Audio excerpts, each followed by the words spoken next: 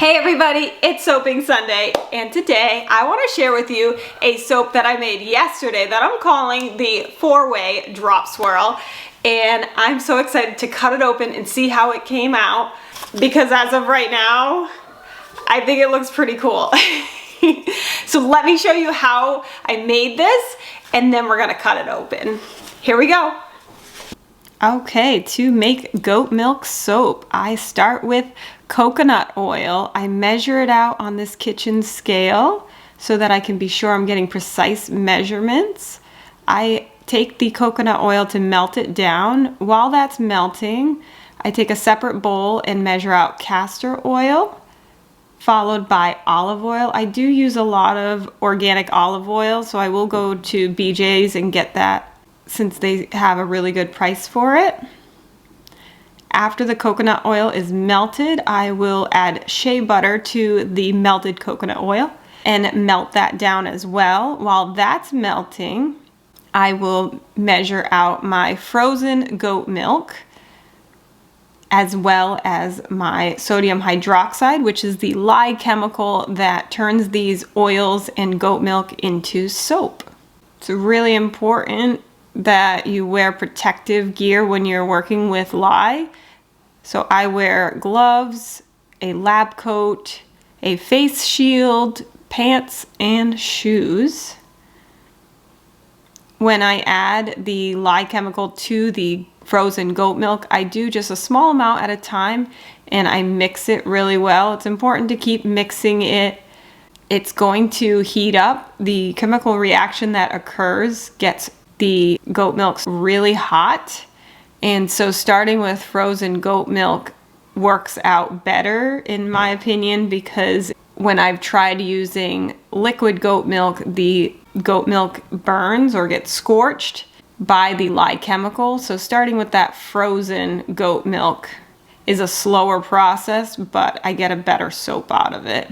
The process of adding the lye to the frozen goat milk takes about 15 minutes, where I'm slowly adding and continuously stirring it until the goat milk is completely melted and the lye is completely dissolved.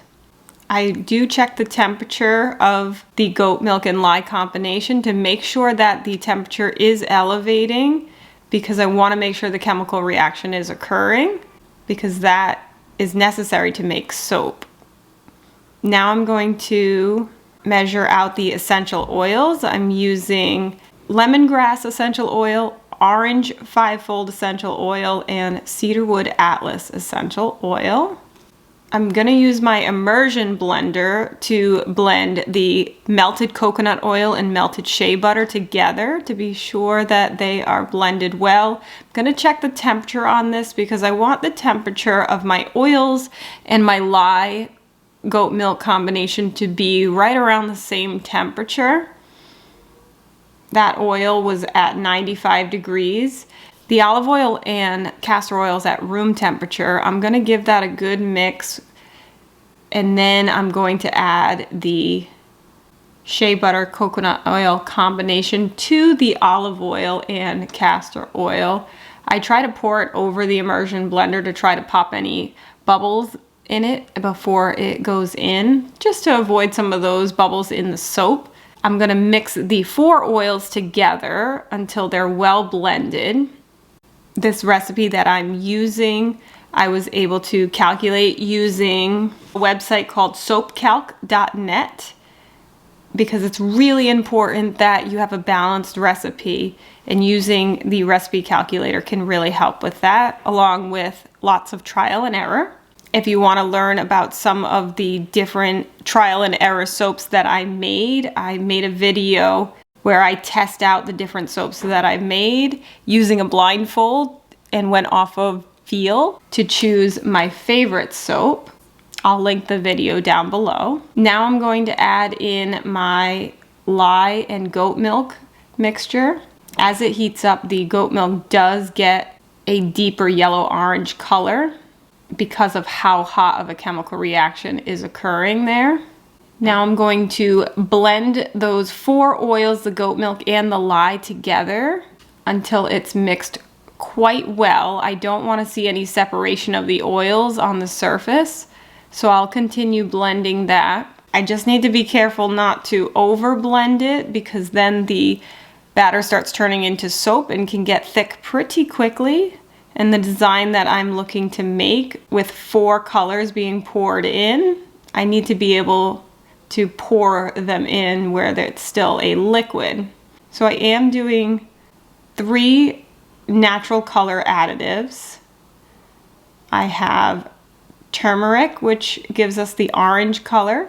I have indigo, which gives us a blue-gray color. And then I have red Brazilian clay, which gives us a red color. The 4th color is the natural off-white color of the soap.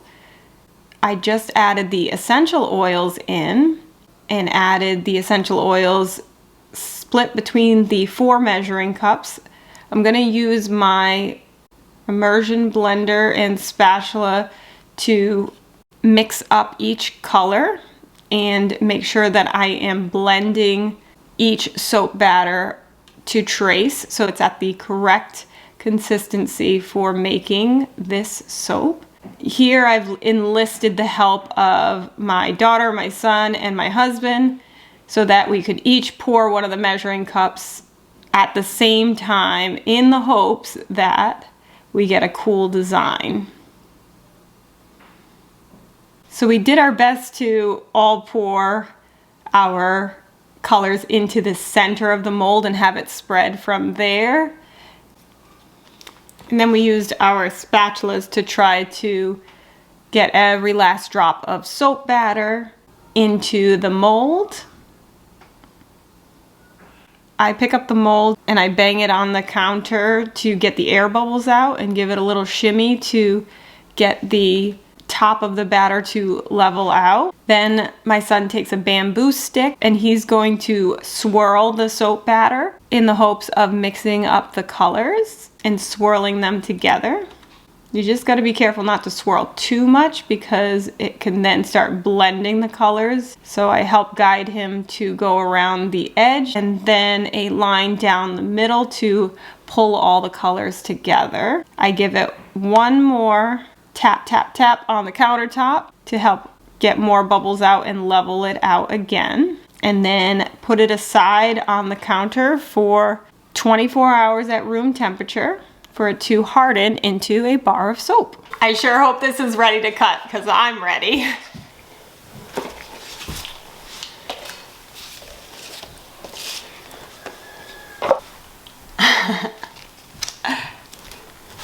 So with this, I had my son choose the colors. So Caden chose the turmeric for orange color, the indigo for that blue-gray color, red Brazilian clay for the red color, and then the off-white is the natural soap color of the goat milk soap.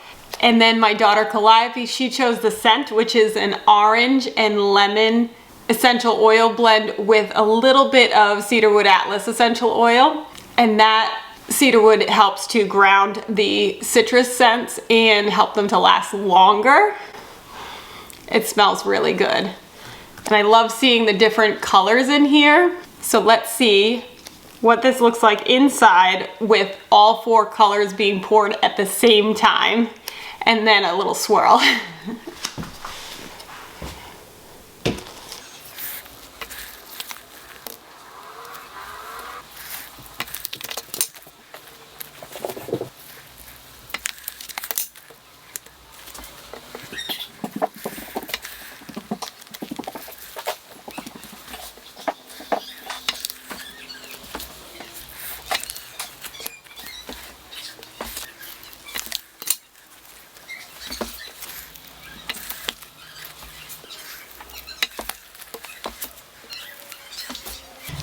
Wow, what a cool soap!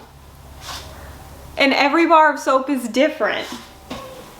From the start of the bar to the end of the bar, the more prominent colors on each side spread in the opposite direction. So these look like completely different bars of soap from different soap batter molds, but they're not. It's just different ends of the loaf, which is so cool. And my favorite is the middle, because the middle has the blend of all 4 colors, which came out so cool. And then the smell, just a really nice lemon orange citrusy smell. I really don't smell the cedar wood, but that's why I put just a small amount, because I wasn't looking to smell the woodsiness. I just wanted it to help the citrus scent last longer, because the citrus smell can dissipate in the soap as the soap ages. Oh, it smells so good though. I can't wait to try this one out. It does have to cure for 4 to 6 weeks, so I'll give that a try in my shower in about a month. So thank you for hanging out with me today. I hope you enjoyed seeing that soap being made. I had fun making it with my kids and my husband, and I am looking forward to the next Soaping Sunday. I hope you'll check back for more. If you'd like to hit that subscribe button down below, you'll get notified when more of these videos come out. And feel free to check out some of the other Soaping Sunday videos we've made, where we've hid little goat soaps that we created inside of soap molds, so that you can get a little surprise goat when you're washing in the shower. And if you haven't started soaping yet, what are you waiting for? Get your soap on. 1, 2, 1, 2, 3, 4. Do you want to farm a wicked awesome farm? Watch this channel to learn what to do. We love to farm and we'll show you.